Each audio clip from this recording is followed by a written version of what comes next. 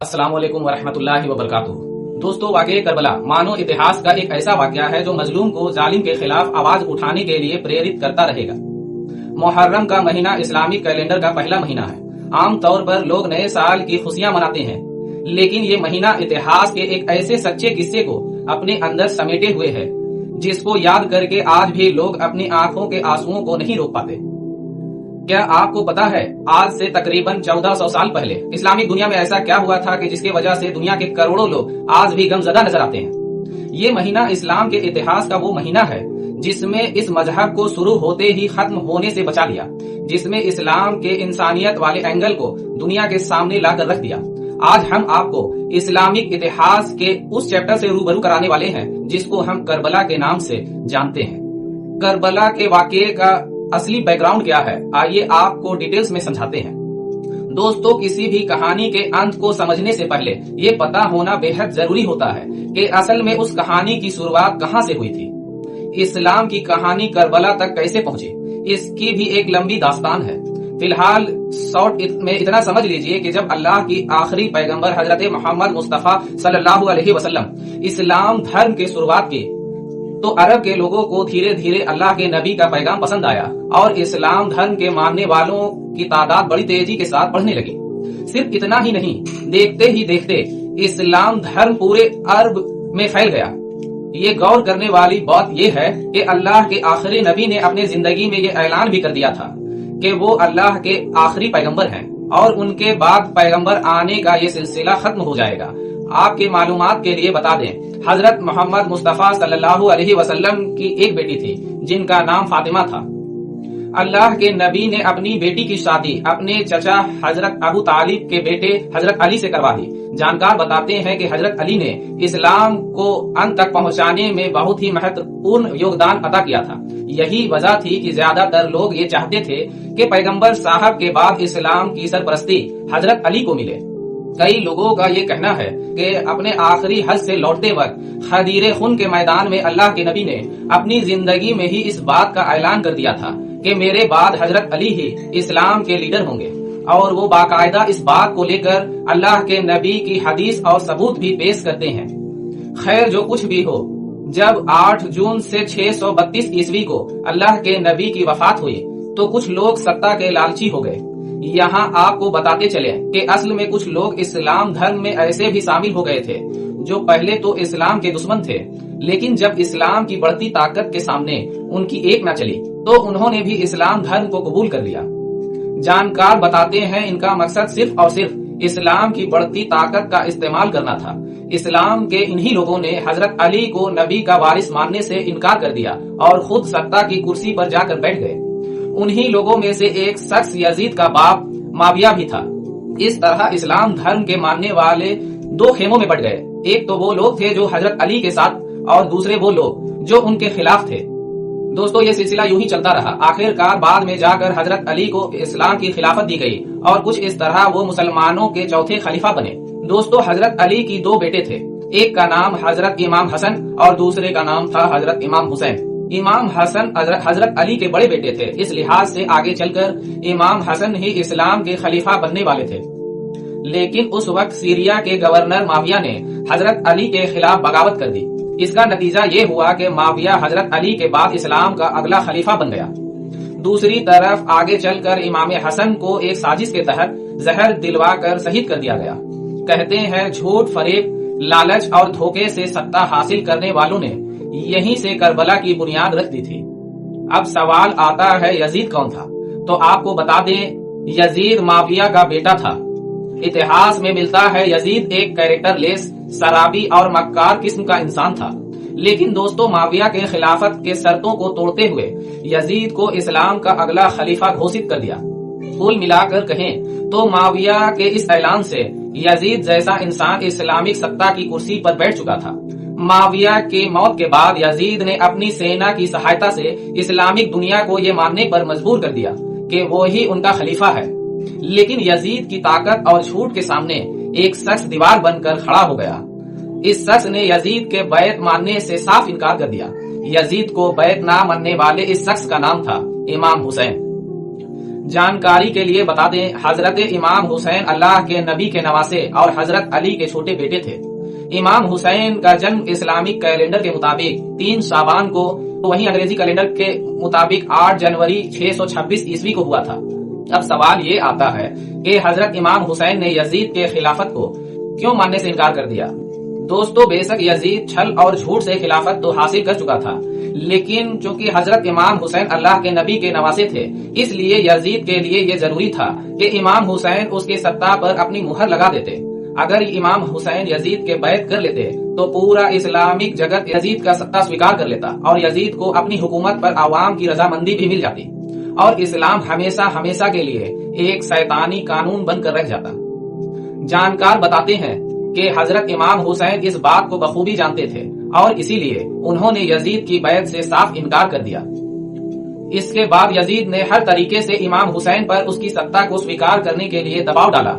उन्हें कत्ल करने की धमकियां भी दी, लेकिन हजरत इमाम हुसैन अपने फैसले पर अड़े रहे। तमाम प्रयासों के बाद भी जब यजीद को यह समझ आ गया कि वो इमाम हुसैन उसके बैत नहीं करेंगे, तो उसने इमाम हुसैन को कत्ल करने का प्लान बनाना शुरू कर दिया। दूसरी तरफ जब इमाम हुसैन को यह पता चला कि यजीद उन्हें खत्म करना चाहता है, तो उन्होंने 4 मई सन 680 ईस्वी को मदीना छोड़कर मक्के की तरफ जाने का फैसला कर लिया और वो काबे की तरफ रवाना हुए।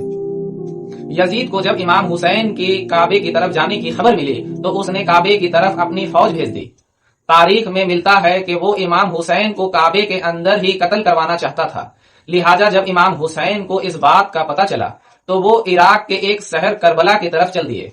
वो ये चाहते थे कि काबे के आसपास खून खराबा ना हो और यहीं से करबला पहुंचने की सफर की शुरुआत होती है।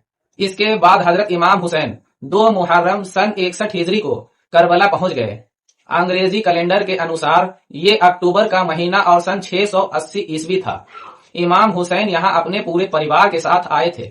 उनके साथ उनके 72 साथी, औरतें और बच्चे भी थे। इमाम हुसैन के करबला जाने की एक वजह यह भी थी कि इराक और कूफे के लोग उन्हें खत लिखकर बुला रहे थे कि इसमें वो लिख रहे थे कि ऐ नबी के नवासे, यजीद के जुल्मों सितम से हमारी हिफाजत करो। ये कहता है कि कोई नबी नहीं आया, ना कोई कुरान है, ना कोई इस्लाम।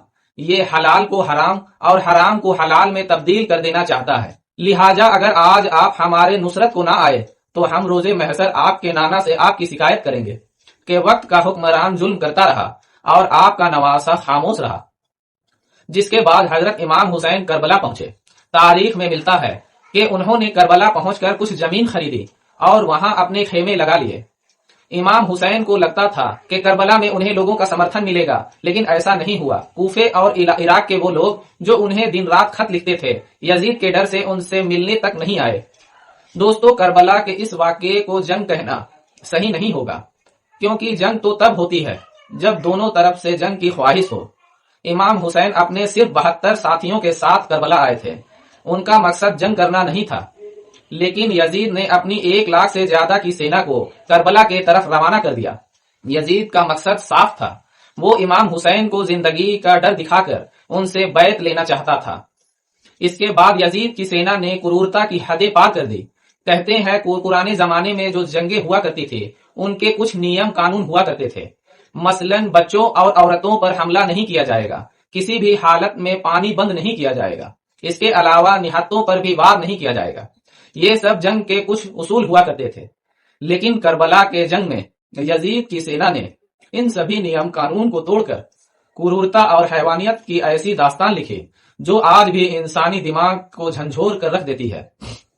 तारीख में मिलता है कि यजीद ने पहले तो इमाम हुसैन को सेना का डर दिखाया, लेकिन इसके बावजूद भी उन्होंने यजीद की बैत से साफ इनकार कर दिया।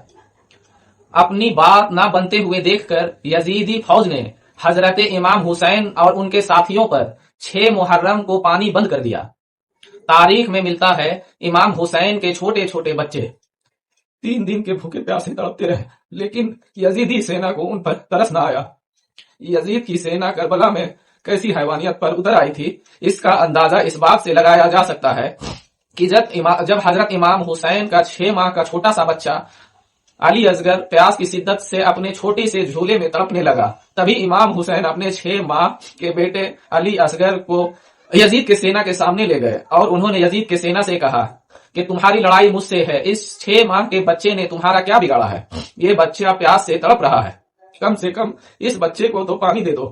تاریخ میں ملتا ہے حضرت امام حسین کی یہ باتیں سن کر یزید کی سینا میں خلبلی مچ گئی۔ سینا کے کچھ سینک بچے کو دیکھ کر منہ چھپا کر رونے لگے، لیکن یزیدی فوج کے کمانڈر جس کا نام ہرملہ تھا، اس نے 3 منہ والا تیر اس چھوٹے سے بچے کی طرف چھوڑ دیا۔ یہ تیر سیدھا علی اصغر کے گلے پر جا کر لگا۔ امام حسین کا یہ چھوٹا سا بچہ وہیں پر شہید ہو گیا۔ کربلا کے میدان میں یہ کرورتا کی انتہا تھی۔ دوستو، کہا جاتا ہے کہ حضرت امام حسین کی جنگ ٹالنے کی تمام کوششوں کے بعد جب یہ طے ہو گیا کہ اب یہ جنگ کرنی ہی ہوگی، تب انہوں نے جنگ سے 1 دن پہلے یعنی 9 محرم کو اپنے سبھی 72 سپاہیوں کو ایک خیمے میں جمع کیا اور خیمے کے اندر جل رہے چراغوں کو بجھا دیا۔ رات کے اندھیرے میں چراغوں کو بجھا کر حضرت امام حسین نے اپنے ساتھیوں سے کہا کہ یزید مجھے قتل کرنا چاہتا ہے، اس جنگ میں جو بھی میرا ساتھ دے گا وہ بھی مارا جائے گا۔ میں نہیں چاہتا کہ میری وجہ سے کوئی قتل ہو۔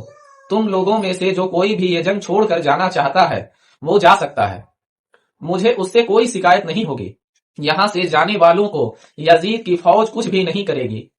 کسی کے قدم مجھے دیکھ کر نہیں رکے، اس لیے میں نے اندھیرا بھی کر دیا۔ آپ لوگ اپنے فیصلے کے لیے پوری طرح سے آزاد ہیں۔ تاریخ میں ملتا ہے ایسا بول کر حضرت امام حسین نے کچھ دیر خیمے کو اندھیرے میں ہی رکھا۔ کچھ دیر کے بعد جب چراغ جلے تو 72 کے 72 سپاہی امام حسین کے ساتھ ہی کھڑے رہے، کوئی اپنی جگہ سے قدم بھی نہیں ہلا۔ وفاداری کی ایسی مثال بھی کربلا سے پہلے دنیا نے نہیں دیکھی تھی۔ اس کے بعد 10 محرم سن 61 ہجری کو کربلا کی جنگ ہوئی۔ امام حسین کے پیاسے 72 ساتھیوں نے 1 لاکھ سے زیادہ یزیدی سپاہیوں کا ڈٹ کر مقابلہ کیا۔ کربلا کا میدان خون کے دریا میں تبدیل ہو چکا تھا۔ امام حسین کے پیاسے سپاہی ایک کے بعد ایک اپنے جان کی قربانی دیتے رہے۔ امام حسین کے بھتیجے حضرت قاسم کو یزید کی سینا کی گھوڑوں کے ٹانگوں کے نیچے روند دیا گیا۔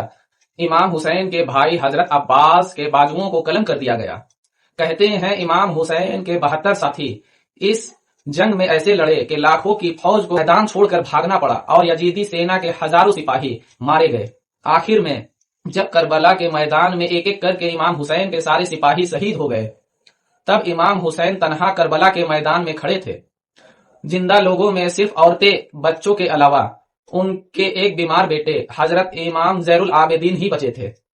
تاریخ میں ملتا ہے امام حسین اپنے تلوار ذوالفقار کو لے کر آخری دم تک اسلام کے وفا کے لیے یزیدی سینا سے لڑتے رہے، مگر افسوس کہ اللہ کے نبی کو اس دنیا سے رخصت ہوئے ابھی 50 سال بھی نہیں گزرے تھے کہ پوری امت کے سامنے ان کے نواسے کو 3 دن کا بھوکا پیاسا شہید کر دیا گیا اور پوری امت تماشائی بنی رہی۔ یہی تھا اس کربلا کا واقعہ۔ اب میں اس ویڈیو سے الوداع چاہتا ہوں، تب تک کے لیے السلام علیکم ورحمۃ اللہ وبرکاتہ۔